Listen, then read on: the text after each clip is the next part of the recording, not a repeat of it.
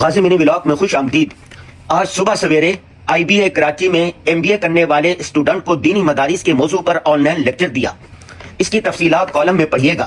یہ ہمارے کرم فرما مولانا محبوب الرحمان صاحب، برادر اشرف مدنی صاحب اور مولانا ضیاء الحق صاحب ہیں۔ آج بڑے دنوں بعد ان سے ملاقات ہوئی۔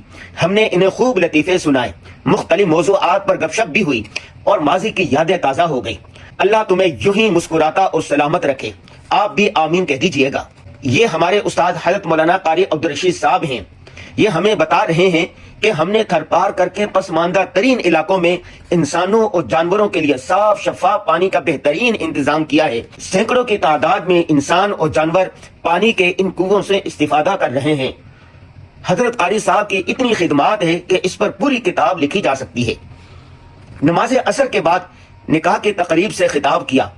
ہم نے کہا کہ دیکھیں، پیدائش سے لے کر موت تک قدم قدم پر سنت رسول صلی اللہ علیہ وسلم کو مشعل راہ بنائیں۔ ہر معاملے میں اسلامی احکامات کو ہی مد نظر رکھیں۔ مروجہ بدعات اور بےہودہ فرسودہ رسومات کا بائیکاٹ کریں۔